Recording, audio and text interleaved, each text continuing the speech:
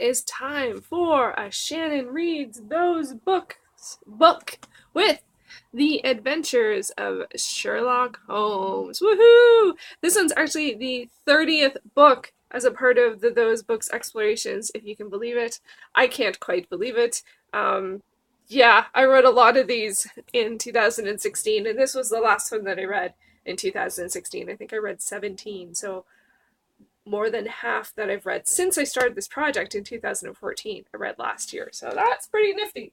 Okay, but on to The Adventures of Sherlock Holmes by Sir Arthur Conan Doyle. This was published in 1892. It is the third book in the Sherlock Holmes set, and I did decide to read the first two books first, which are Study in Scarlet and The Sign of Four. But before I go too much further, this makes the Those Books list because it's on the Book Riot 0 to 12 Red list. I was actually, when I went back and checked, I was surprised that that was the only list that it's on. I think this one feels, from what I gather from people saying sort of which of the Holmes books they've read, it feels like this one is high up there. So I thought it would be on more lists. And I also was very surprised to see that it's a different format than the first two Holmes books, which are full-length novels. This is actually 12 short stories, or 12 mysteries, if you'd like.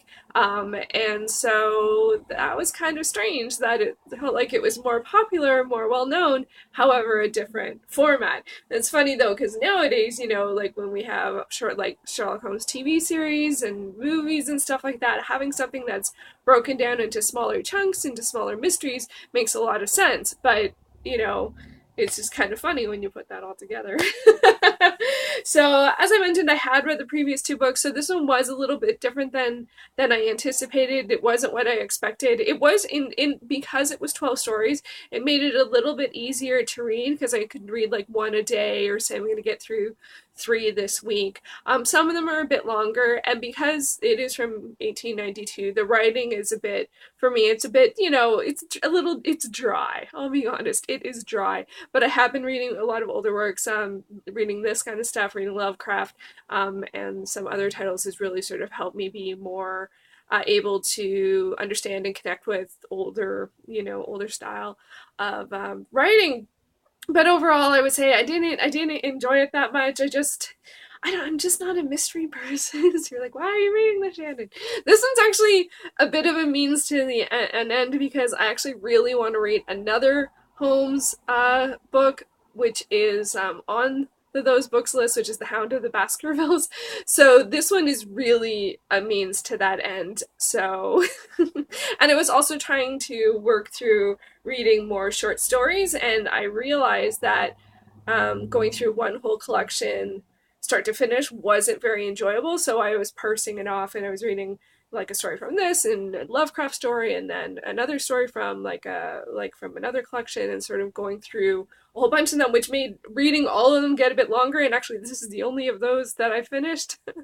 But I did get through this one, and I do say get through intentionally. Usually I don't use that terminology because it makes it feel like you're just slugging through, you're just working towards the end.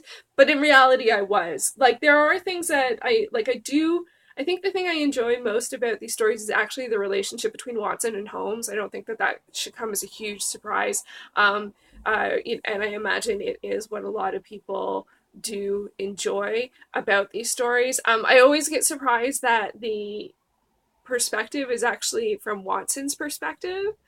And I think they might even be first person from Watson's perspective, because Holmes usually figures stuff out like way early, you know, and, you know, then we're just waiting to catch up because we don't know. I never knew. I think I figured out one of them out of the 12, maybe two. And from ones that weren't familiar. There was actually one that there was something about pips, 6 pips, orange pips. That one actually was an episode of Elementary, was called the same thing. I don't remember if the story was the same. I'm not that interested in episodic because I feel like the mystery will get solved. You just sort of wait. I never feel like there's enough information to actually solve the mystery. In the case of this, I don't read enough actually current mystery to know if that's true. So I kind of just feel like you're waiting for the reveal, and there isn't enough information to actually figure that out. I feel like mysteries should have enough information to actually figure that out. Although there is lots of, you know, You know, there is sometimes the reveals are very exciting, you know, and pulling it all together and like this led to that and this led to that. So there is that element too. So it's just it's not my home genre, if I can say. So yeah, so there is that. I do like Watson as a character a little bit more than Sherlock. We know Sherlock's very distant. You know, it always actually their relationship reminds me in a weird way a lot of Doctor Who, whereas Watson is the companion and serves as us in the story, you know, and we're along for the adventure with Sherlock or the Doctor. It feels like it has the same kind of structure on a very sort of simplified level, which can be enjoyable, but it feels more distant because we're involved, but we're not that much a part of what's going on. So anyway, yeah, I don't know how much more I have to say about this one. As I said, it's like they weren't like I understood them, you know, were they enjoyable?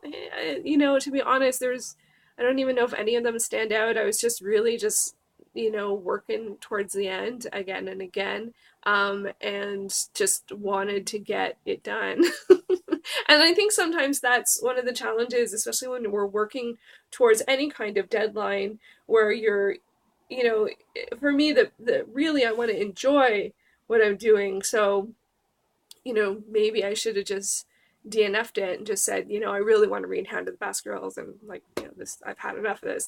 I wasn't actively hating it or anything like that, so but I wasn't super loving it. I don't know. It felt like it served a good purpose at the time, but you know, overall, you know, wasn't terribly memorable, and so yeah, I don't know. And it's really odd because usually I like, you know, go on to whether or not I would read more from this author, and it's like if I didn't have an actual goal of reading The Hand of the Baskervilles, I wouldn't, and I'm actually skipping over the next book in the series is actually the memoirs of Sherlock Holmes. So I think that's from Sherlock's perspective. That would make sense. But I am going to skip over that. I don't think you have to read any of the Sherlock books in order. I just tend to do that. That's how I start.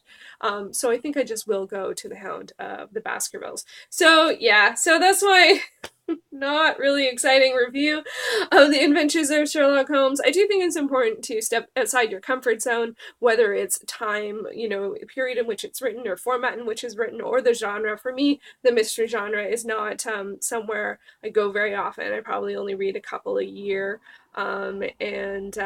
So probably won't increase that. Hand of the Baskervilles will probably be like one of the only I read next year. In some ways I might just jump right into that because it's been a while since I finished this one, or I might read something else next. We'll have to see. Anyway, I am excited that I have read 30 books from the Those Books list. That just feels just huge. The list is huge. It's over 400 titles, and I'm not planning to actually read all of them. And actually, at the end of last year, I decided to I didn't remove, but I decided to deprioritize the entire anything that was on the modern library list that wasn't on an additional list. I found that it was the list that I was enjoying the least and pretty aggressively not enjoying the titles that were from that list. So I deprioritized it.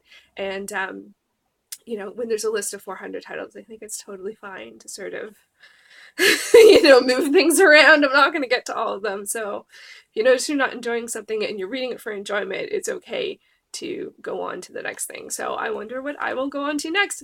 All right. Thank you for watching.